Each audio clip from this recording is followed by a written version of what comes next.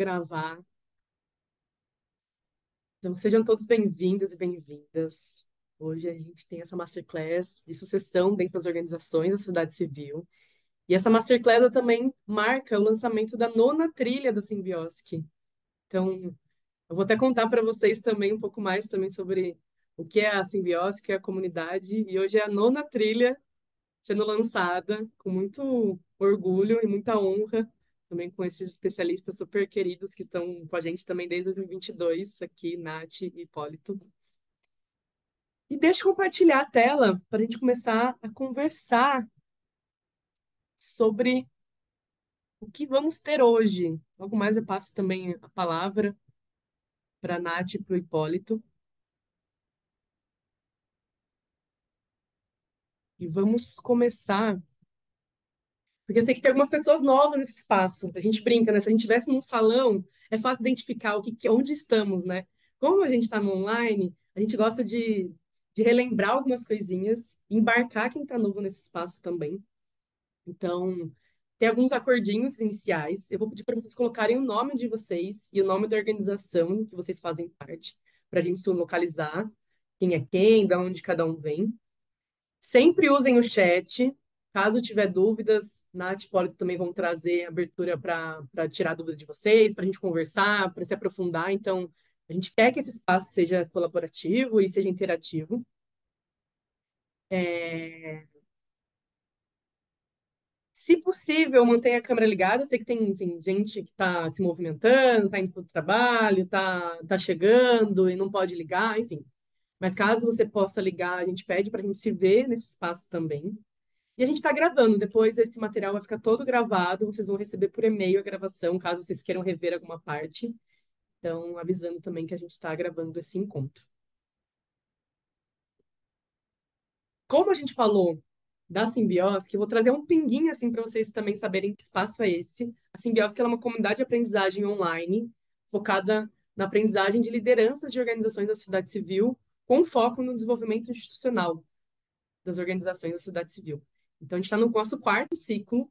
A comunidade começou lá em 2020 e ela tem esse propósito, né, de juntar as lideranças para a gente aprender sobre temas diversos, pensando em gestão, pensando em comunicação, pensando em equidade racial, que é um pilar importante da comunidade, pensando em aprendizagem, pensando vários pilares que é a base, né, do desenvolvimento institucional, olhando para dentro das organizações. Aí, só para vocês verem rapidinho, claro que não vou entrar em cada um dos pontos, mas a gente tem as trilhas de desenvolvimento de projetos, que hoje a Masterclass abre uma trilha, a gente tem os encontros de ativação, possivelmente vocês possam ter vindo no Symbiotic Talks com a Bia, a gente tem encontros também da comunidade, e tem vários espaços que coexistem dentro da comunidade para a gente conversar, se aprofundar, colocar em prática, colaborar acerca desse tema, né?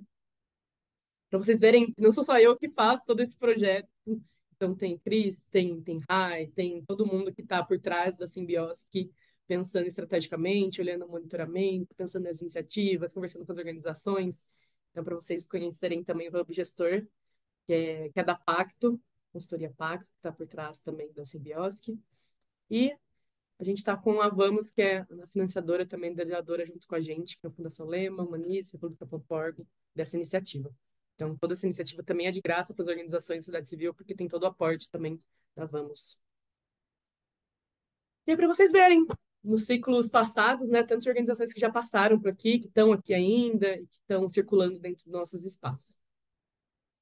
Então, sem mais delongas, a gente fica muito feliz de trazer esse tema de sucessão, que foi um tema das organizações da Simbiosc que trouxeram ano passado para a gente, preocupadas com a sustentabilidade, pensando a longo prazo nas organizações. Fazendo jus ao nome de comunidade de aprendizagem, a gente do Hub Gestor aprende muito também. Então, a gente decide um tema, a gente precisa olhar para o setor para ver como que esse tema dialoga com o setor, precisa entender quem são os especialistas que estão falando sobre esse tema, como esse tema dialoga com a comunidade também, tudo que a gente já faz aqui dentro. E a partir disso, a gente entendeu que esse tema tem a ver também com uma trilha que a gente fez duas vezes na comunidade, que é o desenvolvimento e remuneração. Então, que ela forma uma tem o desenvolvimento, tem a remuneração, tem a sucessão, e que isso forma, né? A gente entende que isso tem a ver com todo esse contexto da gestão de pessoas dentro das organizações. Então, por isso que a gente retomou a chamar a Nath e o Hipólito, que já fizeram essas trilhas, que a gente vê de perto como saem projetos incríveis, como eles estão fazendo uma mentoria com as organizações, isso é muito interessante, e por isso que a gente fica muito feliz de trabalhar com eles de novo aqui dentro da Simbiosque. E, para finalizar, a gente entende que não tem como falar sobre sucessão e não falar sobre equidade racial, que é um pilar importantíssimo quando a gente fala sobre esse tema. Então, uma novidade para quem já conhece, Silvia Silva, ela vai estar também nessa trilha, intervisionando junto com o Nath e com o Hipólito, todo esse processo também, e criando e pensando também, trazendo esses elementos da equidade racial para dentro da trilha. Então, é isso, sem mais delongas. Sejam bem-vindos, Nath e Hipólito, da consultoria Growth. Fiquem à vontade para se apresentarem também e a gente vai começando então essa master com vocês. Muito obrigada. Perfeito, Marina. Obrigado pela introdução. É um prazer estar aqui com vocês em mais essa masterclass, né? E com a possibilidade de conduzirmos mais uma trilha, né? A nossa experiência também nas trilhas anteriores foi muito interessante, né? Assim, pelo grau de interlocução, né? E a gente saiu muito feliz, né, com a concretização, né, como você comentou, daquele conteúdo que a gente procurou transmitir em projetos, né, projetos com uma aplicação prática, né. Então, é muito legal ter essa parceria aqui com vocês, né. Mas me apresentando, né, eu sou o José Hipólito, eu tenho uma formação em administração, mas tenho, né, como principal atividade consultiva. E durante essa atividade consultiva, a gente tem trabalhado, né, aquilo que a gente chama de um modelo integrado e sistêmico de gestão de pessoas, né, que cria as bases para discutir recrutamento, carreira, avaliação, desenvolvimento, remuneração, enfim, todos os processos de gestão de pessoas. E um dos processos, né, e que a gente não explorou na trilha anterior é justamente o processo de sucessão, né? Por isso que a Marina comentou que tem uma certa ligação entre aquilo que a gente vai discutir, né, nesta masterclass, né, e na trilha em relação àquilo que já foi discutido na trilha anterior, né? Até por isso, né, que a gente propôs uma novidade aqui para essa trilha, são dois encontros de nivelamento, né? Então, para pessoas que já fizeram, né, a trilha de carreira, de remuneração, imagino que as pessoas já tragam, né, uma série de conceitos que vão ser fundamentais para a gente discutir a questão da sucessão, né? Para quem não fez, né, essa trilha, a gente vai promover aí dois encontros para trazer esse conteúdo, né, de uma forma mais sintética, né, mas para criar as bases para quando a gente entrar na discussão específica sobre sucessão, todos, né, todos os participantes estiverem relativamente no mesmo nível de conhecimento sobre o assunto, tá bom? Mas eu vou passar a palavra para a Nath, né, para ela se apresentar também e já começar a dividir com vocês o conteúdo. Gente, bom dia. Meu nome é Nathalie, mas podem me chamar de Nath. Trabalhei por muito tempo na Growth, acho que vale dizer, acho que tem bastante gente nova aqui, a gente é casado, por isso que estamos no mesmo ambiente aqui. E a gente estava até brigando com a Marina, que atrás do Hipólito tem o- um quadrinho aqui, que toda hora que ele mexe, parece, às vezes ele fica bem baixo ali, mas a gente está tentando deixar de uma maneira para não ficar. Mas, enfim. É, eu trabalhei na Growth por muito tempo e agora há 2 anos eu trabalho na DP6, que é uma consultoria de marketing digital. E gosto muito do tema de processo sucessório, porque foi meu tema de tese no doutorado, junto com o professor Joel, e a gente estudou organizações públicas, né? Um nicho ali de organizações públicas, mas é algo assim que eu sempre estou estudando. Sei que a gente até estava conversando disso, né? Não é um tema mais fácil da gestão de pessoas, mas é um tema muito interessante que todas as organizações, elas, de uma maneira ou de outra, elas têm que fazer esse processo sucessório. Deixa eu colocar aqui a apresentação para falar para vocês. Tá todo mundo enxergando? Tá. Obrigada. Bom, a nossa agenda de hoje, a gente vai falar um pouco da definição e dos estágios do processo sucessório.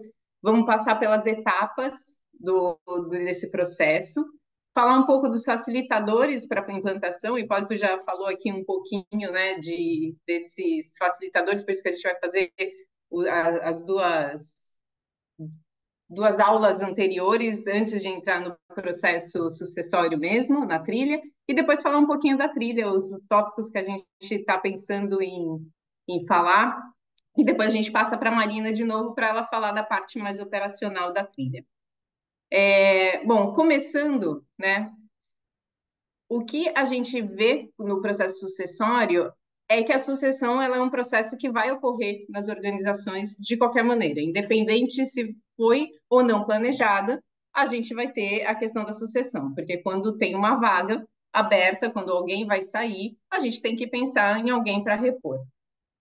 O desafio maior que a gente vê é fazer essa sucessão ocorrer de uma forma eficaz mesmo, e ter como resultado ali o apoio no cumprimento da missão da organização, a manutenção e o desenvolvimento de competências e conhecimentos para um futuro da organização. E aí, quando a gente fala de processo sucessório estruturado, o que a gente está realmente falando é de um processo estratégico contínuo da organização, pensando no desenvolvimento e na preparação ali de um contingente de profissionais para assumir aqui papéis tanto de liderança como posições chaves. Posições chaves, quando a gente fala de posições técnicas, geralmente, que são críticas para a organização, pensando sempre no contexto organizacional futuro. O que a gente vê na literatura, alguns autores, eles conseguiram, em várias pesquisas, colocarem 3 grandes estágios desse processo sucessório. Eu vou falando, eu acho que vocês vão começar a pensar como que as OSCs de vocês estão. O primeiro estágio é essa simples reposição de pessoas. Então, eu tenho uma vaga e eu preciso encontrar o melhor candidato a essa posição que vagou.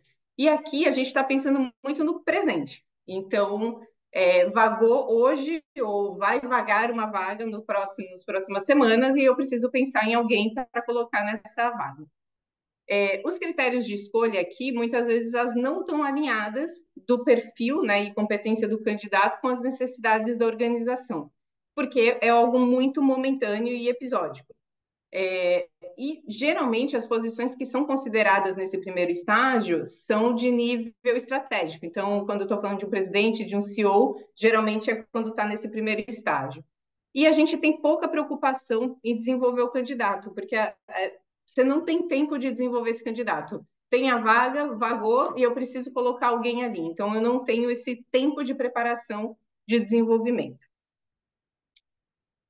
Quando eu vou para um segundo estágio de processo sucessório, é quando as organizações elas já conseguem introduzir ali algum planejamento, geralmente num período regular de 1 ano. Então, eu tenho já aqui uma fotografia anual de pessoas prontas para esse processo sucessório. Então, aqui o objetivo é desenvolver indivíduos, mas ainda pensando muito em posições específicas. Então, por exemplo, se eu tenho um gerente de RH saindo, eu vou olhar as pessoas que estão prontas para esta posição de gerente de RH.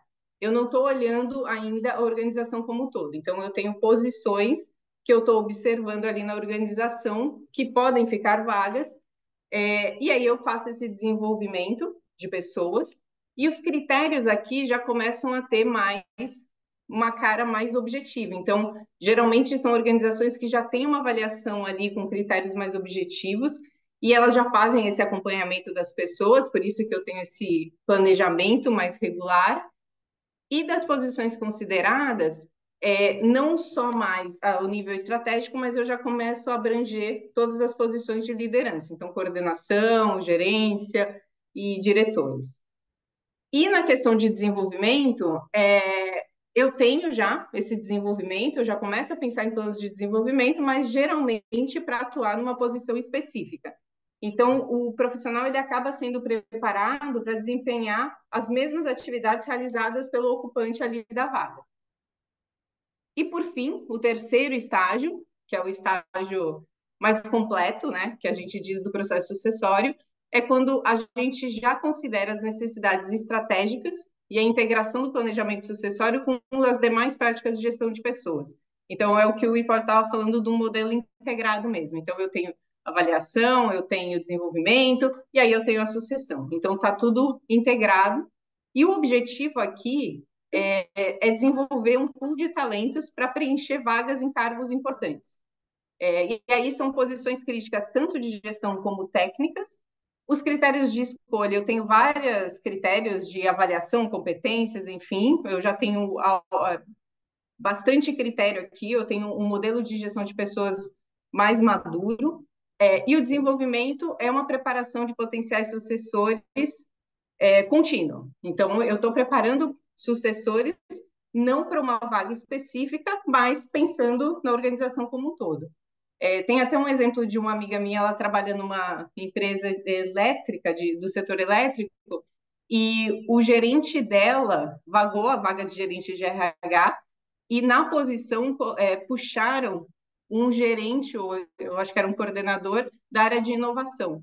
Então, para vocês terem ideia que eles estão nesse terceiro estágio e eles ampliaram ali a visão deles e entenderam que para o RH, naquele momento, ter alguém de uma área de inovação que nem era pensada fazia mais sentido porque queriam movimentar mais o RH.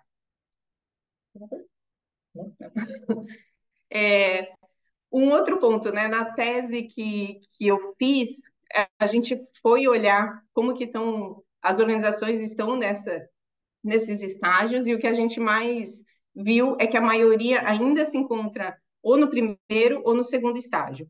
Acho que não teve nenhuma das que eu estudei umas 30, 40 organizações, nenhuma estava no terceiro estágio. Até estava com um pezinho em algumas coisas já fazendo, por exemplo, pensando em posições críticas de gestão ou técnicas, mas a maioria estava ali no primeiro e segundo estágio. E outro ponto que a gente achou interessante de resultado na tese foi que algumas organizações públicas elas resolveram abrir processo seletivo interno. O que uma delas entendeu, né? Uma delas foi o BNDES é muito grande, e eles eles têm um modelo de gestão de pessoas mais maduro, com competências, só que eles perceberam que a visão deles era mais limitada por área ou áreas correlatas. Então, quando eles abriram esse processo seletivo interno, eles colocaram lá tudo bonitinho, os requisitos, enfim, e eles tiveram pessoas de áreas que eles nem imaginavam e de pessoas que estavam prontas em outras áreas que eles não tinham essa visibilidade. Então, esse foi um ponto interessante na hora que a gente viu também e fez a pesquisa na tese. Eu queria só fazer uma complementação rápida, né? Eu acho que é interessante a gente se deparar com um tema que é um tema que vem conquistando espaço hoje nas organizações. Então, quando a gente olha a discussão do processo acessório estruturado para organizações com finalidade lucrativa, né, esse processo já está mais maduro em algumas organizações. A gente vai trazer alguns dados aqui, mas a gente percebe que organizações que se destacam em boas práticas de gestão de pessoas, elas normalmente elas já construíram toda a base de gestão de pessoas, de carreira, né, de avaliação, e elas conseguem, né, já dar um passo no sentido de trabalhar a sucessão também de uma forma mais estruturada, né? Quando a gente vai para o setor público, como foi o caso da pesquisa da NAT, a gente percebe que as organizações não têm trabalhado de uma forma tão estruturada, né? Embora tenha algumas práticas interessantes, né, para a gente discutir. Agora, nas organizações da sociedade civil, eu ainda desconheço, né, trabalhos nessa linha, né, nesse tipo de discussão. E isso que é o bacana, né, desse espaço aqui, do espaço de hoje, né, do espaço da trilha, que é para a gente trocar experiências também, trocar figurinhas, né, e a gente poder avançar num assunto que não é um assunto até hoje muito discutido. Eu lembro que quando eu fiz a minha tese, né, de doutorado, ela foi sobre remuneração e recompensas para organizações do terceiro setor. E na época também era um assunto que aqui no Brasil a gente praticamente não discutia, né? E foi muito interessante movimentar a comunidade em torno dessa discussão e poder sair, né, com uma reflexão mais estruturada sobre o assunto. Então essa é uma expectativa que eu tenho muito grande, né, em relação a essa nossa jornada. E para saber um pouco como que as OSCs estão, a gente trouxe aqui uma perguntinha. Em qual estágio vocês acham que a OSC de vocês está? A gente colocou aqui um QR Code que é só colocar pelo celular e responder, mas também no chat. Marina, você consegue colocar o link? Se vocês acharem melhor entrar no link, vai ter duas perguntinhas, mas podem só responder essa primeira por enquanto, por favor. Espero que funcione aqui. Vou botar aqui. Deixa eu testar. Mandei aqui no chat também. Obrigada. Agora foi.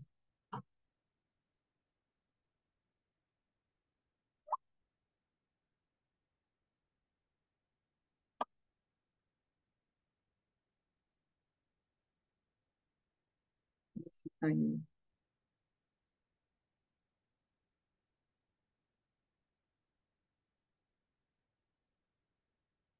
Ah, agora ele está aparecendo. Uhum. Temos 12 respostas.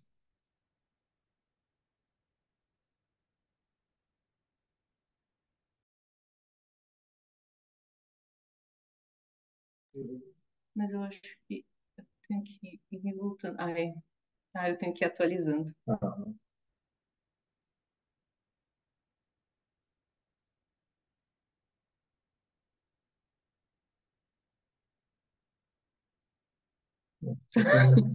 Tá sempre mudando igual.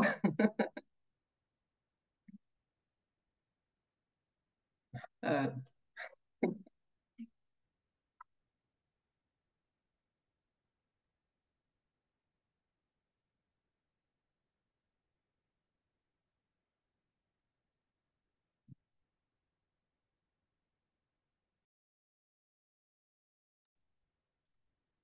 opa, atualização mais uma vez. Ó, temos uma pessoa, uma OSC no estágio 3. Ótimo.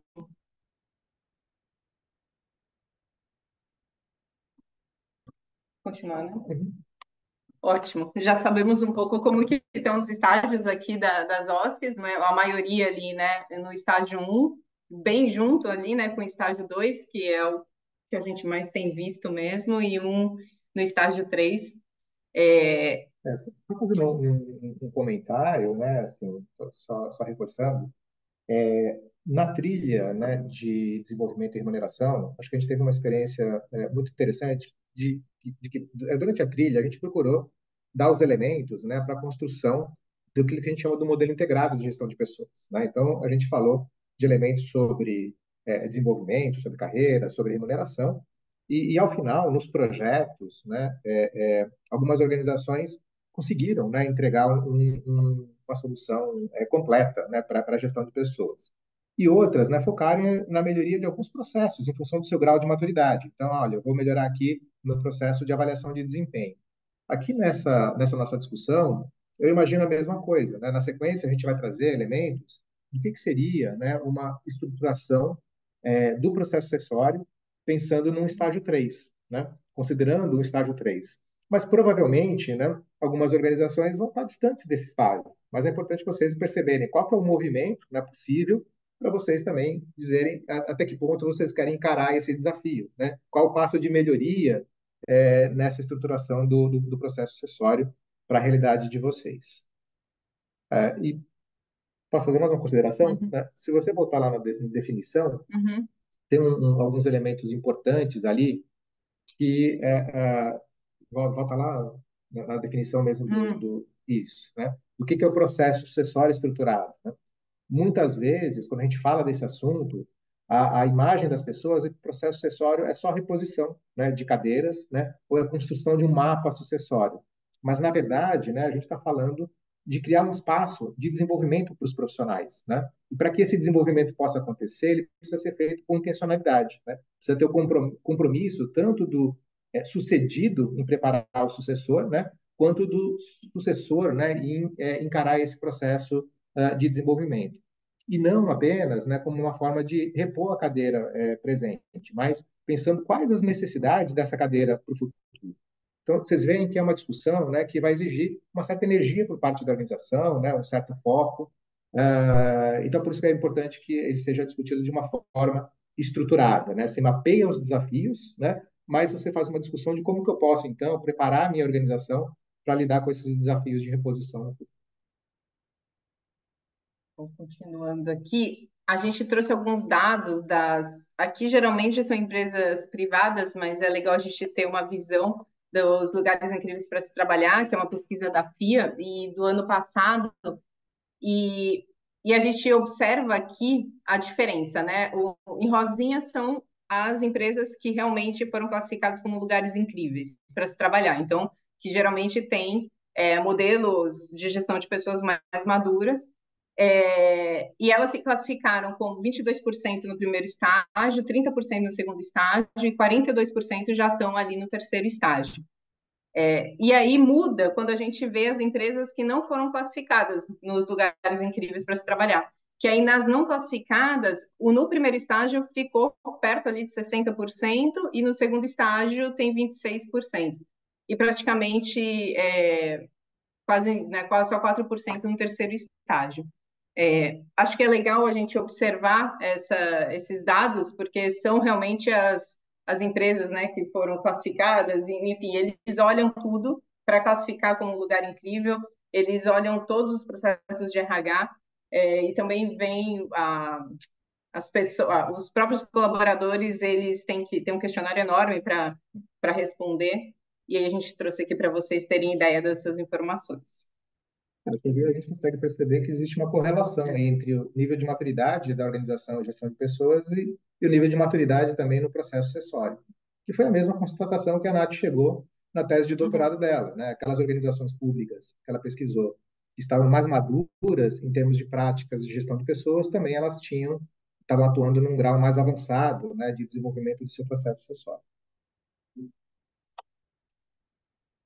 bem, pessoal. Então, agora, nesse espaço, né, a gente queria discutir do que se trata, então. Né? Como que funciona o processo sucessório estruturado, olhando, né, para os estágios 2 e 3. O estágio 1 é simplesmente o estágio de reposição. Né? E a partir dessa visão, né, acho que cabe cada um de vocês fazer uma análise, né, de quais são as oportunidades de desenvolvimento que vocês encontram nos processos de vocês. Mas, primeiro, por que esse tema é importante? Né? Porque, ao trabalharmos de uma forma estruturada o processo acessório, a gente fortalece, né, o processo de desenvolvimento contínuo das lideranças, né, para as posições existentes dentro da organização. Quando a gente fala aqui de liderança, a gente está falando de liderança, pode ser uma liderança técnica ou pode ser uma liderança de gestão. A partir de processos acessórios estruturados, também é possível você privilegiar a indicação de candidatos internos, né? Fazer o recrutamento interno, né? Não precisar buscar alguém no mercado. Né? Pessoas que estão dentro da organização provavelmente, né, já conhecem a dinâmica da organização, então, ao ocuparem a cadeira, elas vão responder de uma forma mais imediata. E você já sabe também, né, que existe uma aderência, né, de princípios, de valores, de maneira de atuar dessa pessoa em relação ao jeito de atuar da organização. Né? E também, quando você busca, né, a pessoa internamente, você não tem uma descontinuidade dos processos. A tendência é que esses processos eles continuam, né, se desenvolvendo de uma forma mais fluida, né, mais natural. Aqui tem uma discussão que a gente pode fazer depois na trilha, que é em que momentos, né, vale a pena eu buscar um candidato interno, né, ou buscar alguém de fora. Né? Em geral, né, o candidato interno é quando você quer manter uma continuidade nos seus processos. Né? E eu vou buscar alguém de fora para ocupar uma determinada cadeira quando eu quero romper com alguma coisa, eu quero inovar, eu quero trazer uma ideia nova. Né? Mas a gente vai discutir depois, né, com mais profundidade, quais são as vantagens e desvantagens, né, de você ocupar essas posições com pessoas formadas internamente ou vindas de fora. Esse processo, né, ele demanda uma certa estruturação de gestão de pessoas, né, então demanda uma estruturação da lógica de carreira, das pessoas se empoderando dessa lógica no seu processo de desenvolvimento, de abrindo uma interlocução, né, das pessoas junto à sua gestão para trabalhar o seu desenvolvimento. Então, o fato de você trazer também, né, para a discussão organizacional a questão de processo acessório também ajuda a reforçar, né, a amadurecer as demais práticas de gestão de pessoas, né? Possibilitando aquilo que a gente estava dizendo de um modelo mais integrado, né? Só para vocês terem uma ideia, né, do quão essa esse processo, né, é utilizado, né, nas organizações. A gente trouxe aqui um casozinho, né, que a gente pegou na literatura, quando o CEO do McDonald's, né, sofreu um ataque cardíaco à noite, na manhã seguinte, às 9h30, a empresa nomeou seu sucessor, né? Então, como o sucessor que ocupou, né, plenamente aquela cadeira, né? Então, como que ela consegue fazer um movimento, né, tão assertivo, né, tão rápido, né, numa situação emergencial, né? É porque isso já estava, em alguma medida, né, programado, né? É porque essa organização já vinha trabalhando uma reflexão sobre as cadeiras, as posições críticas, o grau de prontidão das pessoas em relação a essas cadeiras, a formação dessas pessoas para ocupar essas posições, né? E veja, né, a formação de uma pessoa em posição de CEO, por exemplo, que é o caso aqui, ela não se dá só por conta de treinamento, né? Ela se dá por meio de exposição, né? Se dá por meio de legitimação dessa pessoa. Então, certamente, né, nesse caso, a organização ela já vinha trabalhando uma série de momentos em que o, o sucessor, né, ele foi sendo exposto, né, a ampliar sua rede de relacionamentos, a ganhar legitimidade, a ganhar legitimidade, a passar por áreas críticas, né, a ter vivências que dessem para ele a musculatura, né, a força suficiente para quando surgiu a vaga, né, ele ser o candidato natural a essa vaga, né? Mais do que isso, né, imagine que esse sucessor, né, o Charles, ele está pronto, mas não tem ninguém para a cadeira dele, né? Então você cria um buraco na sua estrutura. Então, ao trabalharmos de uma forma estruturada, você começa a mapear todas essas implicações de um movimento de sucessão, né? Inclusive, né, facilitando esse processo de desenvolvimento de pessoas para a cadeira, né, que vai ser liberada quando esse potencial sucessor for efetivamente promovido. Mas, né, esses processos de sucessão, eles são processos que não asseguram necessariamente que tudo vai ocorrer conforme o planejado, né? Eles minimizam o problema, né? Eles ajudam a organização a se preparar para esse movimento de transição, né? Mas eles não necessariamente asseguram que sempre que tiver uma vaga, eu vou ter alguém internamente preparado para essa cadeira. Tem um estudo feito pelo professor João Dutra, da USP. O professor João Dutra é nosso par aqui, nosso sócio na consultoria, e ele vem trabalhando, né, há muito tempo. A linha de pesquisa dele é sobre carreira e sobre sucessão, né? Então, ele produz muito, né, sobre esses dois temas. E, em algumas pesquisas, ele foi percebendo que quando você tem uma vaga em aberta, né, e você tem alguns candidatos, né, que estão sendo preparados para ocupar essa vaga, né, a concretização desse movimento, né, quer dizer, aquele sucessor que você imaginou que poderia ocupar aquela cadeira, ele vai realmente acontecer, esse movimento vai realmente acontecer em 1/4 das situações, em média. Isso vai depender um pouco da maturidade da organização, em termos de rodagem do processo sucessório, mas, em média, 1/4 daquelas pessoas que você planejou, né, que seriam as sucessoras de alguém, vão de fato ocupar a cadeira, né? Porque um outro quarto vai ter saído da organização, né? Um outro quarto vai ter ocupado antes outras posições, né, que não aquela para a qual ele está sendo planejado, e o outro quarto das pessoas não vai se mostrar pronto o suficiente para ocupar aquela cadeira, né? Porque não conseguiu nesse processo de ele foi identificado como um potencial para a cadeira, estava sendo preparado para isso, mas ele não conseguiu corresponder, né, no dia a dia àquela expectativa da organização. Então, de qualquer maneira, é importante a gente perceber isso, né? Que um mapa sucessório ele não vai assegurar que você vai ter a pessoa certa, né? Mas ele vai trazer para a organização uma discussão fundamental, né? Que é essa discussão de preparação dos sucessores, né? E essa preparação sendo constituída, né? Sendo levada a cabo na prática, tanto por conta de uma consciência do profissional, né? Do que ela precisa fazer nesse processo de desenvolvimento, quanto, né? Por meio de um suporte que a organização vai dar para essa pessoa, de fato, ir colecionando aí os skills, as habilidades, as experiências, para que ela esteja pronta para a cadeira subsequente, né? Mas eu queria só reforçar algo que a gente trabalhou na trilha de desenvolvimento, que uma boa parte dessa formação da pessoa para esses desafios ela vai acontecer não por meio de treinamentos, né, embora o treinamento seja importante, mas por meio de exposição, de experiência prática, né, do enfrentar novos desafios. Quando a gente trabalha, né, a questão da estruturação, então, desse processo sucessório, aí, olhando especificamente a prática de um processo sucessório estruturado, a gente pode dividir essa prática em três grandes momentos. Né? Um primeiro momento é o momento de identificação de que posições que a gente vai trabalhar. Muitas vezes, né, o tema processo sucessório ele chega nas organizações por meio de um questionamento que vem do conselho de administração, né? Porque o conselho de administração sabe que se pessoas que estão em posições críticas saírem, isso pode impactar a geração de resultados, pode impactar a continuidade da operação da organização, né? Então, é comum, né, o conselho questionar, né, o seu nível executivo se existem pessoas, né, prontas ou sendo preparadas, né, para essas principais cadeiras da organização em caso de vacância. A gente teve a experiência numa organização, né, em que esse movimento de planejamento sucessório ele se iniciou na organização por conta dessa provocação do conselho de administração. Perguntaram para o presidente da empresa se ele tinha um sucessor, ele não tinha ninguém em vista, e a partir daquele momento, né, ele fez um trabalho de discutir potenciais sucessores para a cadeira dele. Né? Esse trabalho foi tão interessante que na sequência ele discutiu quais são os sucessores para a cadeira de diretor, quais são os sucessores para cadeiras de gerentes executivos, né? E na sequência, né, quais são os sucessores, né, para cadeiras técnicas, né, de alta relevância para a operação daquela organização.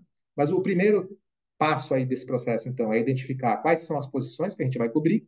A segunda questão é definir alguns filtros, né, para indicar os profissionais. Então, tem um conjunto de profissionais que estão no nível organizacional abaixo dessa cadeira, né? Mas nem todos são candidatos naturais àquela cadeira, né? Provavelmente são candidatos naturais pessoas que já estão entregando, né, plenamente o seu nível de atuação, estão se preparando para mais desafios, né? Estão em busca de experiências que o habilitem a mais desafios. Então, as áreas de gestão de pessoas podem introduzir alguns filtros que possibilitam, né, essa pré-seleção de candidatos a serem discutidos em comitês de sucessão. E o passo seguinte, nessa primeira etapa, é a organização desses comitês, né, para discutir os potenciais sucessores de cada cadeira e preparar esses gestores, né, os participantes do comitê, para contribuírem com o processo. Numa segunda etapa, né, é a realização dos comitês propriamente ditos, que tem como uma das saídas a construção do mapa sucessório. Normalmente você abre, né, esse comitê validando aquela lista de candidatos naturais que vieram, né, da análise técnica do RH.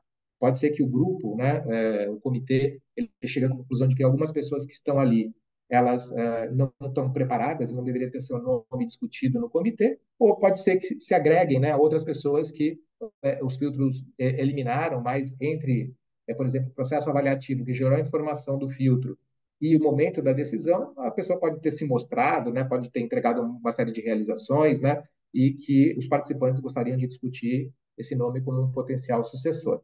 Então, você abre esses comitês para elaboração do mapa e depois você sistematiza esses resultados, né, com a indicação dos sucessores. E na sequência você discute como desenvolver, ainda dentro do escopo do comitê, né, você discute o desenvolvimento dessas pessoas. Né? Então, quais são as ações de desenvolvimento, quais os compromissos de desenvolvimento que a organização vai colocar em prática para preparar as pessoas para cada uma dessas cadeiras. Tá? E na sequência você tem, na etapa 3, a aplicação de tudo isso. Né? Lembrando, né, que a aplicação dessas ações de desenvolvimento ela é um processo dinâmico, né? Eu vou testando, eu vou experimentando, eu vou discutindo, eu vou alinhando com as pessoas quais são as expectativas delas e com essa discussão contínua, né? Eu vou chegando num acordo, né, de experiências que essa pessoa poderia ou deveria ter para se preparar para a cadeira subsequente, né? Mas sempre lembrando que é um processo de discussão continuada, né? E não um processo que você vá olhar só uma vez por ano, tá? Tati? Não, só uma dúvida que eu não sei se está passando Tá o ciclo inteiro passando? É porque aqui tá parecendo que tá pausado pra gente. Não, ficou na etapa um. Ah, por isso. Peraí, um minutinho. É que a gente passou tudo e eu acabei de ver que tava com um problema aqui. Não sei o que que a gente. Peraí, agora. Agora apareceu tudo. Agora sim. Ah, Ah, tá. Então, era o que a gente estava falando, né? Então, a primeira etapa é uma etapa de preparação, né, que normalmente quem faz é a área técnica, a área de RH, que já traz informações que são provenientes de outros processos de gestão de pessoas.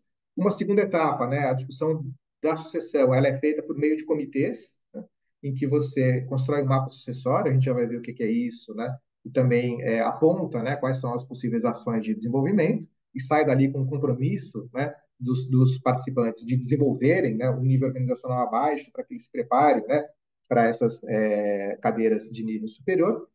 E, na sequência, você tem a etapa 3, que é uma etapa mais de acompanhamento, de continuidade, de ver se aquilo que foi planejado está sendo executado ou não, e de realinhamento, quando necessário, pensando que é um processo vivo, dinâmico, né, de alinhamento contínuo.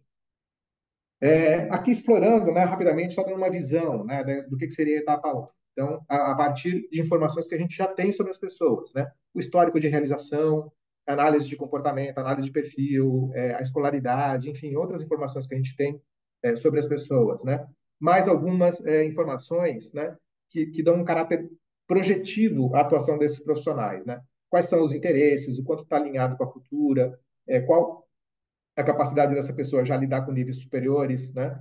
Algumas organizações trabalham, por exemplo, com análise de potencial, né, dos profissionais. Essas informações, né, junto com todas as informações relativas à cadeira, né? Então, se a cadeira tem um alto impacto, por exemplo, a saída desse profissional traz um alto impacto, né? Qual que é o risco de perda desses profissionais, né? Quais os aspectos que ele tem como positivos, enfim, todas essas informações, elas são organizadas para alimentar os comitês de sucessão, né? Nos comitês de sucessão, normalmente, a gente leva fichas em que você tem ali uma série de informações sobre cada um dos nomes, né, que serão debatidos no comitê de sucessão.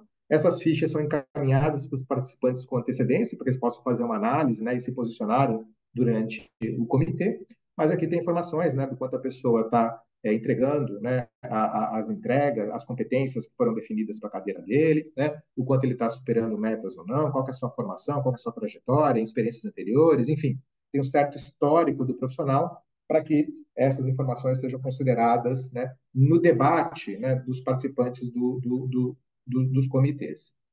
Na trilha, a gente vai entrar em mais detalhes de como você monta esses comitês, né, como você prepara, né, os gestores para participarem desses comitês. Mas primeiro produto, um primeiro grande produto, né, que a gente procura sair desses comitês é justamente a estruturação dos mapas sucessórios. Então, mapa sucessório aqui é um exemplo, né? Ele tem, normalmente ele está colado na estrutura organizacional, é um espelho da estrutura organizacional. Aqui a gente vê as caixinhas, né, existentes dentro dessa estrutura e a gente tem alguns apontamentos aqui. Por exemplo, né, quais são as caixinhas críticas, né, na minha organização. Então, nessa empresa, que é uma empresa de mineração, eu tenho lá o diretor de operações, o gerente de mineração, o gerente de beneficiamento como cadeiras críticas, né? Aqui eu consigo visualizar, né, rapidamente, como fruto, né, do processo de discussão lá no comitê de sucessão, qual o grau de prontidão das pessoas para a cadeira subsequente. Então, se, por exemplo, sair a Marisa Monte, né, que é a diretora de operações, e eu for buscar o sucessor para ela, qual que é o candidato com maior grau de prontidão? Eu vejo que a Pitty está pronta, né, ou está muito próxima de ser pronta para essa cadeira de diretora de operações. E vejo também, né, o grau de prontidão de outras pessoas, né? Normalmente, nesse processo, você não trabalha a preparação só de um sucessor para cada cadeira, né? Você trabalha um conjunto, né, de potenciais sucessores para desafios maiores, né? Então, eu posso preparar a pitch para a diretora de operações ou para a diretora de estratégia, por exemplo, né? Eu posso prepará-la para várias cadeiras, que é uma forma de você ter também uma certa reserva de possibilidades, né? Quando a cadeira é vaga. Então, eu tenho aqui uma percepção também dos riscos que eu tenho nesse processo, né? Então, eventualmente, né, se a PIT for promovida para diretora de operações, vai vagar a cadeira de gerente de manutenção, né? Quando eu olho para baixo, eu não tenho nenhum profissional que está com certo grau de preparação para essa cadeira, né? As pessoas que estão mais próximas precisam de 2 anos ainda para se desenvolver. Então, talvez eu tenha que acelerar o processo de desenvolvimento dessas pessoas. Eu tenho que começar a buscar alternativas no mercado, né? E assim por diante. Então, essa é a ideia desse processo. Vocês viram que aqui a gente colocou, né? Pessoas que são reconhecidamente, né, de destaque na música popular brasileira, e apareceu uma Sandy ali no meio, né? Mas isso aí é culpa da Nathalie, eu até perdoo ela por isso, né? Mas a ideia é que a partir desse mapa, né, a gente consegue perceber quais as fragilidades da organização para que a gente possa ser mais proativo, né, no sentido de cobrir essas possíveis lacunas.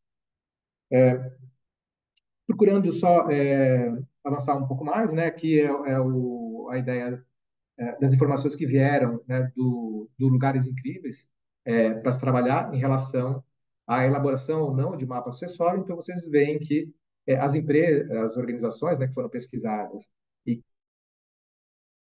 entre as empresas incríveis para se trabalhar, elas tendem a ter um percentual, né, de prática, né, de experiência na elaboração de mapa acessório superior às demais organizações. E aquelas organizações que fazem isso, né, fazem, em geral, essa atualização do mapa sucessório num período de um ano, porque a realidade é dinâmica, as pessoas se desenvolvem, as vagas vão aparecendo, né, a estrutura vai mudando, é importante você revisitar essas informações é, de tempos em tempos. A Fabiane levantou a mão. Fabiane, tudo bom? Tudo bem, pessoal? Obrigada pela mais essa oportunidade. Eu fiquei com uma dúvida no anterior, né, pensando nessa situação que não tem pessoas prontas, né? E aí vocês falaram de olhar para fora. Então, trazendo um pouco do nosso contexto, hoje nós somos 10 pessoas, então dificilmente eu vou ter ali, né, pessoas preparadas para todas as posições críticas. E se vocês puderem comentar um pouquinho, né, como é essa busca, se faz sentido já mapear o mercado, eu realmente nunca fiz, mas se faz sentido já mapear, né, como é feito, se é um processo seletivo para banco de talentos, se vocês puderem comentar um pouco, seria Uhum. interessante ouvir, né, boas práticas para fazer esse mapeamento, caso não tenham pessoas, na organização. Ah, bacana. Obrigado, viu, Fabiane, pela pergunta. O que a gente percebe, né, assim, que as organizações que estão mais estruturadas nesse assunto, né, e que colocam energia, têm uma preocupação, entendem que a sucessão, né, bem feita, né, um processo contínuo de sucessão, ele tem implicações importantes nos resultados da organização. Eles procuram, primeiro, né, assim, acelerar esse processo de desenvolvimento, né? Então, como eu tinha comentado, olha, você pode trabalhar várias pessoas, né, para cada uma das cadeiras da organização, né? Então, você procura cobrir sempre que é possível, né, as suas vagas com a formação interna, né? Isso traz vantagem, porque a pessoa tem mais aderência, já tem aderência, né, sabe como funciona a organização, né? Também o recrutamento interno, esse aproveitamento interno, ele é estimulante, né, para os profissionais, e ele costuma ser mais barato do que trazer alguém de fora, né? Então, tem várias vantagens de fazer esse processo, né? Mas se você não tem, né, a pessoa dentro, você pode realmente já olhar, né, para o mercado e mapear pessoas, né, nesse mercado que poderiam ser candidatas naturais a essa posição, né? Você não vai estar convocando ninguém, não está abrindo processo seletivo, mas está mapeando, está conversando com pessoas, né? Está acessando ali o LinkedIn, está utilizando a sua empresa de recrutamento, caso você tenha alguma empresa de recrutamento, né? Para mapear essas situações, né? E mais do que isso, né? Você pode até, vamos supor que você tenha uma posição crítica que está longe de você ter alguém dentro da organização, num futuro razoável, né? Pronto para aquela cadeira. Você pode contratar alguém não para aquela cadeira, né? Para uma cadeira embaixo, para ela ser formada para essa posição. Então, organizações que trabalham isso de uma forma sistemática, em geral são organizações de maior porte, né? Elas acabam, inclusive, né, se antecipando a essas demandas, né? Procurando ter sempre um pool de talentos dentro da organização, de pessoas com um bom grau de prontidão, um bom grau de desenvolvimento, para ocuparem essas posições, né? É mais ou menos o que o Palmeiras faz na sua categoria de base, né? Ele vai contratando um monte de talentos, né? para quando eu tiver a oportunidade no time principal, né, eu usar uma pessoa de dentro, né, que sai mais barato do que se eu for contratar um atleta pronto. Então, a ideia é mais ou menos a mesma, né? É você se antecipar às necessidades num processo de formação interna, né? Mas, basicamente, é por aí que a gente tem visto a atuação das organizações. Eu tenho um exemplo de um amigo meu que ele está participando, mas é uma grande organização, e eles sabem que vai vagar uma posição de gerente, mas a própria pessoa não sabe ainda, enfim, tem suas questões aí. E eles foram para o mercado, mas é confidencial. Então, eu não sei, eu acho que eles contrataram uma empresa, uma consultoria, e ele está participando desse processo, porque eles já estão mapeando realmente, eles sabem que a pessoa vai sair, né? Eles precisam de alguém do mercado, enfim. E eles precisam tirar a pessoa e já ter alguém. Então, eles viram que dentro da organização também não teria alguém ali. Mas grandes empresas fazem isso. E eu acho que é interessante, né, que nesse mapeamento, né, uma das questões que é levantada é justamente qual que é o risco de perda desses profissionais, né? Então, olha, eu tenho uma cadeira crítica, eu tenho um certo distanciamento das pessoas da minha organização, né, em termos de skills, habilidades, experiências para essa cadeira. Então, vai demorar um tempo para eu formar internamente, né? E eu vou esperar acontecer, eu vou esperar a pessoa sair para, de repente, sair correndo atrás do mercado, né? Então, a partir do momento que eu tenho uma visão, né, de que existe um risco de saída, né, e eu não tenho ainda pessoas prontas internamente, vai demorar um tempo para eu conseguir preencher essa vaga internamente, eu vou, né, eu posso, né, fazer esse movimento de me antecipar e já mapear possíveis ocupantes para essa cadeira lá no mercado.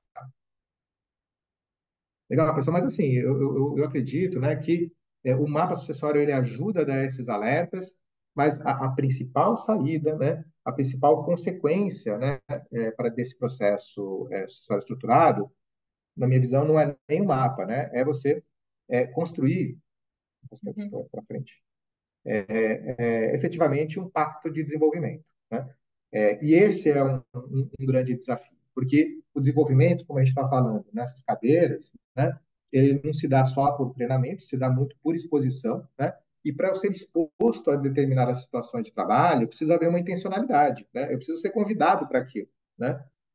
Então, você começa a criar dentro da organização, né, um pacto para que isso aconteça, né? Você cria uma conscientização do sucedido, né, que ele é um agente importante na formação do sucessor, né? E empresas que estão mais avançadas nessa discussão, elas não só trabalham o sucessor para eles se prepararem para aquela cadeira, mas trabalham o sucedido também para uma nova missão, para um novo objetivo, né, para um pós-carreira, né, para que essa passagem seja feita de uma maneira mais fluida, mais natural, né? Porque a gente percebe que muitas vezes, né, o sucedido, embora racionalmente ele saiba que precisa desenvolver o sucessor, né, na prática, emocionalmente, ele não quer largar o osso. A gente já viu isso várias vezes. Então, ele não passa conhecimento, ele não apresenta o sucessor dentro dos fóruns que essa pessoa deveria ser exposta a ganhar legitimidade. Então, a grande, né, sacada, né, a grande saída dessas discussões após o mapeamento, você discute, puxa, mas como que eu faço, então, para reduzir esses gaps, né? Qual a atuação de cada um? E aí você dá um suporte, né, tanto para o sucedido quanto para o sucessor, para que esse processo de desenvolvimento efetivamente aconteça. E aí, por fim, falando um pouco, né, com este gancho de facilitadores que a gente tem olhado para a implantação mesmo de um processo sucessório estruturado, a gente entende que tem que ter sim uma adoção ali de mecanismos formais, né, para estimular e oferecer um suporte para o colaborador planejar a sua carreira também. Um dos pontos que o Hipólito estava falando de plano de desenvolvimento, nas melhores, né, do lugares incríveis para se trabalhar, a gente vê aqui que 74% das empresas, os gestores eles são preparados para discutir esse plano, esse PDI com a equipe, com cada um da equipe, e que também 74% os colaboradores, junto com os seus líderes, né, com os gestores, eles elaboram em conjunto esse PDI. Então, pensando no PDI aqui, né, pensando no futuro, nas próximas atribuições e responsabilidades.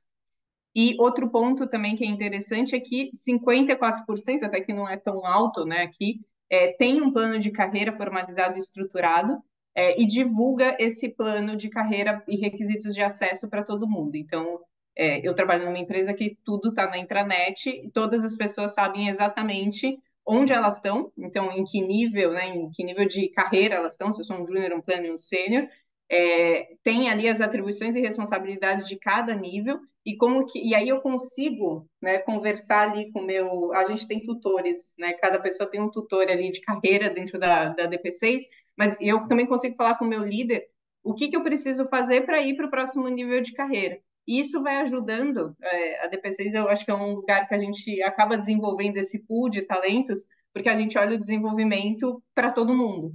E aí é interessante que a gente vê que né, essas melhores empresas aqui, dos lugares incríveis, também faz isso. E tem ali 51% que é um programa de mentoring ali, né, para os colaboradores considerados talentos.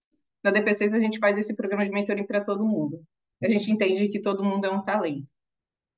Eu acho que é interessante, né, nesse nível, de fato, ter alguém que é mais sênior na organização, ajudando, né, sendo um tutor, sendo um mentor para o processo de desenvolvimento de quem está se preparando, né? Mas uma questão interessante aqui também que normalmente o pessoal pergunta, né, se eu devo ou não divulgar esse mapa sucessório, né? Então, construímos um mapa sucessório, né? Quem vai ter acesso a ele? A recomendação é que você não divulgue o mapa, né? O mapa é muito mais uma ferramenta de gestão de quem participou daquela definição, né? Porque imagine que eu divulguei o mapa e diz o seguinte, olha, tem uma vaga aqui da Nathalie e o Hipólito é um sucessor natural, né, para essa vaga, né? Mas por algum motivo, né, naquele momento em que a vaga surgiu, é, por uma questão de necessidade da posição, eu tenho que trazer alguma outra pessoa. Puxa, eu vou ficar extremamente frustrado, porque a organização já disse para mim, né, no mapa sucessório, que eu seria o candidato natural a substituir a Nathalie. Então, esse processo ele gera muita frustração, né? Mas, embora eu não deva divulgar o mapa, né, o que eu devo divulgar é que, para mim, né, que eu sou quem está sendo preparado, é que eu estou sendo preparado para mais desafios, né? Pode ser a posição da Nath, pode ser uma posição paralela, enfim. Mas é esse ritual que algumas organizações têm de sempre convidar a pessoa para aprendizagem, para o desenvolvimento, para mais desafios, para estarem prontas, né? Quando surgir a oportunidade, né, eu vou estar em linha com essa oportunidade. Mas para que o desenvolvimento possa acontecer, eu preciso estar consciente de que eu tenho que correr atrás também. Eu tenho que me expor, né? Eu tenho que identificar quais são as minhas carências, eu tenho que trabalhar sobre essas carências para aumentar a minha possibilidade de oferta, né, de contribuição para a organização. Então, isso é interessante, é importante a gente ver, porque a gente acredita muito, né, que na gestão de pessoas o grande desafio é você conciliar essas oportunidades, os desafios, né, as necessidades de atuação que existem dentro da organização com os interesses, as potencialidades, né, as contribuições de cada um. Então, esse processo estruturado ele vai fomentando esse diálogo e vai permitindo, né, essa melhor conciliação de interesses. E aí, a segunda pergunta que a gente faz para vocês é: a OSC de vocês se possui critérios estruturados? Aqui a gente colocou só alguns: plano de carreira, avaliação por competência, se tem avaliação ali 360, se vocês fazem o PDI ou se tem outros critérios aqui que a gente não colocou. Tá no mesmo link do outro, mas é a segunda questão. Se vocês puderem, deixa eu ver se está certinho.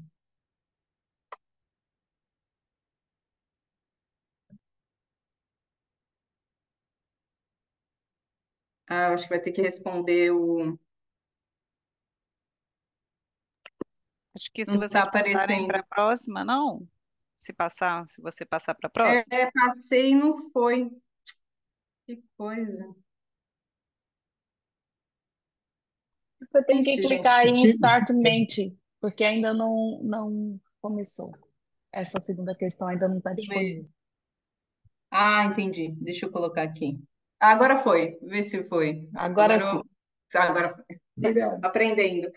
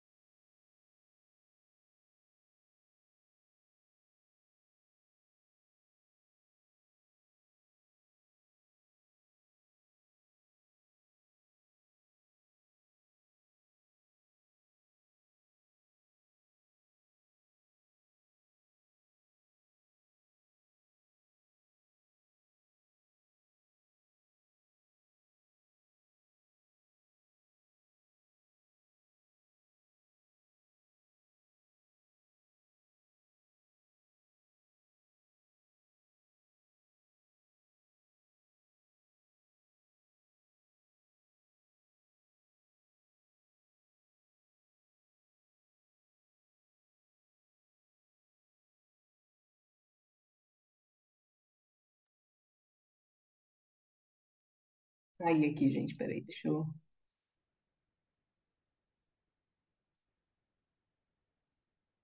Agora foi. Bom, a gente viu aqui, né, que tá que bastante OSCs têm tanto avaliação por competências como um PDI, que eu acho que já é um dos critérios que a gente considera bem importante ali, né, para pensar o processo estruturado de sucessão. E vou entrar agora na trilha, porque daqui a pouco a gente está terminando. A trilha, a gente vai falar basicamente aqui os grandes tópicos. A gente vai passar pela definição, a importância do processo sucessório estruturado. Como o Hipólito comentou das etapas do processo, a gente vai passar por cada uma dessas etapas bem aprofundado, explicar como que a gente pode fazer comitês de sucessão, como pensar nos critérios que vocês já têm, como utilizá-los, como que a gente pode pensar nesse mapa sucessório, e também trazer exemplos desses processos que já foram colocados, né, que já estão rodando, e lições aprendidas, e também uma reflexão. Acho que o que a gente quer, a gente já fez 2 trilhas com vocês, e a gente entende que essa troca de experiência entre os participantes é muito rica. Então, a gente quer fazer isso em praticamente todas as aulas. Eu vou passar agora para a Marina, que ela vai explicar direitinho para vocês como fazer para entrar na nossa trilha. Vou. Ô, Marina, você quer passar? A gente não viu o chat. Acho que seria legal abrir para pergunta. A gente tem mais É, alguns minutos. Eu vi que lá em cima a Melissa colocou, não sei se foi, se existe algum checklist, mas não sei se eles trouxeram, contemplou, Melissa, se você quiser trazer também. existe algum checklist para nortear a sucessão para que tudo seja visitado e treinado a tempo? Puxa, de cabeça assim, eu não tenho nada pronto, mas acho que é um checklist que não é difícil de montar, não, sabe? É assim, pensando no processo sucessório, né?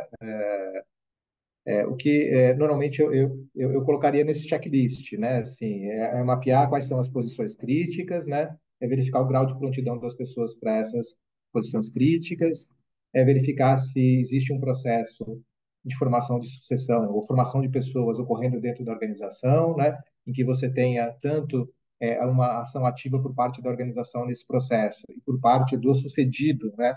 No sentido de passar o bastão, mas também, né, do próprio profissional, né, se empoderando desse processo de autodesenvolvimento, enfim, acho que daria para a gente criar junto um checklist.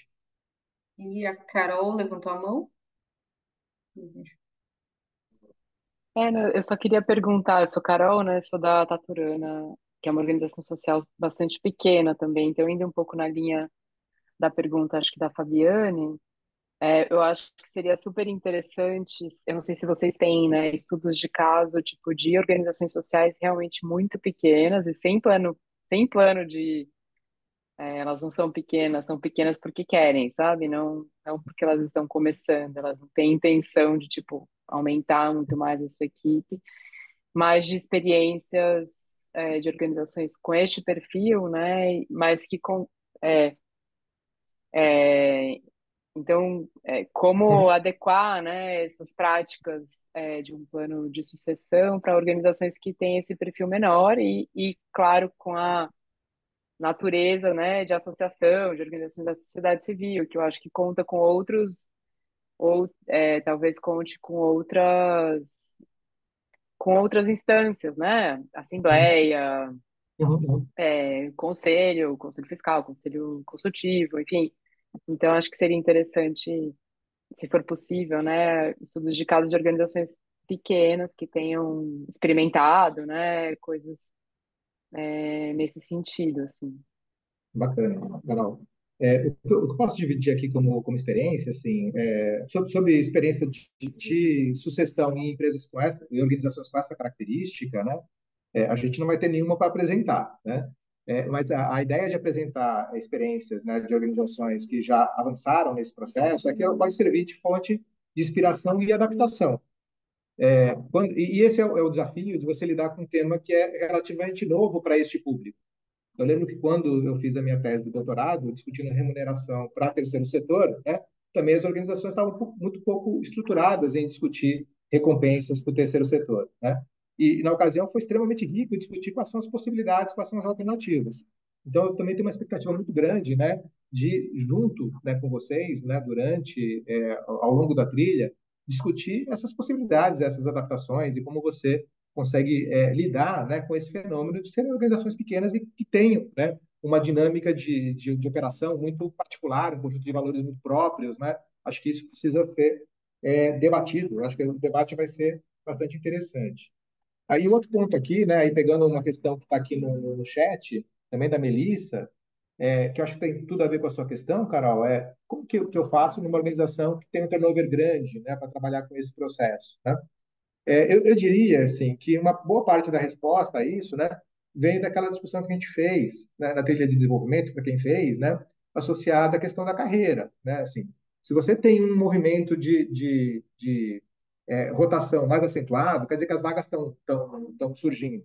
Então, isso impõe, né, impinge a organização a necessidade de trabalhar de uma forma estruturada, né? Que senão eu vou sempre substituindo as pessoas, ou com pessoas que não estão plenamente prontas para as cadeiras, ou vou ter que buscar pessoas prontas de fora que vão levar um tempo para se adaptar. Então, quanto maior é esse meu turnover, mais eu tenho que estruturar minha prática de gestão de pessoas, primeiro para tentar baixar essa rotatividade, que às vezes se dá por falta de uma percepção de reconhecimento interno, né? E, por outro lado, né, eu tenho que estruturar melhor esses processos para conseguir desenvolver as pessoas para quando a cadeira aparecer. Isso se aplica no processo de encarreiramento e promoção interna, mas se aplica também, na minha visão, nessa discussão de sucessão. E aqui a Ive comenta que as mentoras também podem apoiar nessa adaptação para a realidade de cada um. Uhum. Legal, pessoal. A gente conta com a colaboração, né, de todos e toda a estrutura da simbiose para a gente, as mentorias. Realmente a mentoria foi uma experiência muito bacana e que permite, né, a gente discutir mais individualmente, mas considerando as particularidades, né, de cada OSC, né? E não só a mentoria, né, mas antes da mentoria tem um projeto, né? Então, cada um dos participantes vai ser desafiado, né, a montar um projeto, né, de planejamento sucessório para a sua realidade, mas dentro daquilo que é factível para nessa realidade, né? Não preciso pegar o estágio 3, aquilo que é considerado boa prática em grandes organizações, e tentar levar para mim que não vai funcionar, né? Mas dentro das condições e necessidades da minha organização, né, utilizando, né, as ideias que normalmente estão presentes nesses processos, como que eu posso adaptar para a minha realidade? Acho que vai ser um exercício de reflexão muito bacana. Legal. Olá, estou aqui, me sinto muito tempo já com vocês, né? Estou bem feliz que a gente vai fazer mais esse pedaço. Estou pensando aqui na realidade do Elos, que no fim das contas a gente vai provavelmente ter um grupo de trabalho para essa trilha. Já estou contando que a gente vai entrar para essa trilha. Mas eu já entendo que a prática é a gente ter duas pessoas participando da trilha e que eu não vejo como eu não ter todo o grupo gestor envolvido nisso. Qual que é a composição sugerida de vocês para essa dupla? Que, quais são as características das pessoas que podem estar nessa dupla e que vão levar ao melhor resultado do projeto? Uhum. Posso falar? Pode. Val, eu vejo o seguinte, né, assim, que você tem que conciliar, acho que dois elementos. Assim, primeiro, pessoas, né, que têm uma certa disponibilidade, né? Então, também não adianta, né, assim, você colocar na trilha pessoas que até poderiam contribuir, né, mas que não consigam estar presentes, porque você tem uma sequência, né, de discussão, né, de conhecimento que vai se acumulando a cada sessão. Então, essa questão de disponibilidade de participação é importante, né? E não só de participação, né, mas que depois ela possa levar esse conteúdo para dentro da organização e fazer um certo fomento dessa discussão internamente, né? Que é o que você fez muito bem, né, nas trilhas anteriores, sabe? Pessoas que possam levar esse conteúdo para dentro e fazer esse fomento. E o segundo critério, né, que tem além da disponibilidade, essa maturidade, algum grau de maturidade profissional, né, para fazer justamente esse diálogo. Olha, o que que a minha organização precisa e como que eu junto as possibilidades que vão se apresentando, né, na discussão da trilha para a minha realidade, né? Então, tem que ter uma capacidade de análise, né, de decodificação das ideias que estão sendo transmitidas para a realidade específica de vocês, né? E que possa, né, levar, né, também esse tipo de conhecimento, porque a gente vai trabalhar de uma forma mais estruturada, né, para dentro da organização e fomentar essa discussão internamente. Então, seriam, eu vejo esses dois aspectos principais, né, a disponibilidade e essa maturidade profissional, né, e essa legitimidade interna para fazer esse conhecimento circular, né, e essa discussão ser de fato trazer como algo presente para a realidade de vocês. Mas obrigado pela participação, Val. Marina, passando a bola para você de novo. Passamos, voltamos aqui então. Obrigada, Hipólito, obrigada, Nath, obrigada, enfim, todo mundo que está participando também, as perguntas que vieram. Eu vou trazer aqui algumas informações mais enfim, processual do processo de inscrição da trilha. É uma trilha gratuita, dentro da Simbiose, que é uma trilha 100% online. E essa trilha ela tem duas fases principais aqui, quando a gente olha. Então, a gente está nesse primeiro momento, que é a Masterclass, que é o primeiro contato para vocês conhecerem os especialistas, conhecerem o conteúdo, o formato e ter essa primeira interação. E aí a gente tem a primeira fase, de fato, e aí aqui entre o meio a gente tem um processo seletivo, né? Eu vou explicar como que vai ser. E aí tem essa primeira fase, que vão ser compostas de 8 encontros. 2 encontros desse módulo introdutório, que vai passar sobre todo o conhecimento que já foi trazido na outra trilha de desenvolvimento e remuneração. Então, organizações que participaram já dessa trilha na Simbiose que não precisam estar, mas caso queiram relembrar, deixar mais vivo de novo o que foi passado, enfim, tá super convidados. Então, vão ser 2 encontros. E depois mais 6 encontros de conteúdo, discussão e criação do projeto. Nesse meio tempo também a Silvia Silva também vai estar junto com especialistas, o Anati e o Hipólito também trazendo esse olhar da equidade, colaborando e contribuindo também. E aí a gente finaliza com a fase de mentorias, né? Que em algumas trilhas a gente vai entender como vai ser essa, acontecem durante os encontros, ou só no final a gente vai entender como que vai ser especificamente dentro da trilha de sucessão. E aí as mentorias é um lugar especial e importante para entender, tá, qual que é o momento atual mesmo, quais são as dúvidas pontuais dessa organização. E aí vocês têm contato diretamente enfim, momento individual com a Nath e com o Hipólito para olhar para a implementação, para o momento da organização e discutir alguns outros pontos que sintam necessidade. Então, esse é o formato. E aí, para vocês terem as dúvidas, isso aqui tudo vai pelo e-mail para vocês. E eu vou mandar também aqui a landing page, que tem todas as informações lá. Então, agora a gente abre as inscrições, vai até dia 22/7. O resultado sai no dia 24. E aqui são as datas dos encontros. Então, a gente vai começar lá em agosto. Então, a gente sabe que julho é um momento muita gente de férias, então a gente vai deixar julho especificamente para o momento de inscrição. E lá no dia 31/7 e 1/8, tá errado, começam os encontros da módulo introdutório, que são 2 encontros, e aí a gente vai para os 6 encontros da trilha, especificamente da criação do projeto. Então, aqui estão as datas. A maioria dos encontros vão ser de quinta-feira, vão ser 2 semanas que vão ser na terça, por conta da agenda do Hipólito e da Nath. E os encontros vão ser sempre das 9 às 11, via Zoom. Então, algumas informações. E aí, quem pode participar? Então, vão ser 35 vagas para organizações da sociedade civil. E a gente colocou com 2 anos de existência, mais de 2 funcionários. Tenha 2 participantes. Então, a gente sabe que pode entrar um participante para a trilha, mas sempre 2. Essa articulação que o Hipólito falou sobre conseguir trazer, conseguir articular entre essa dupla, entender o momento, isso favorece muito, assim, é muito mais rico. Então, a gente indica que sejam 2. E pelo menos um deles no cargo de liderança, que tenha autonomia de implementação do projeto, que tenha essa visão interna, para conseguir, de fato, andar e fazer o projeto e realmente ser valoroso participar da trilha, né? Então, que finalizem o formulário de inscrição dentro do prazo estipulado. E tem mais 2 pontos que a gente coloca como desejável, que tem esse desafio de substituição de profissionais em posições sêniores, de gestão, técnica. e que tenham processos é, de gestão de pessoas, então plano de carreira, avaliação, PDI, relativamente estruturados para conseguir usar já dessas informações para conseguir pensar nesses próximos passos dentro da sucessão. Então, essas são as informações.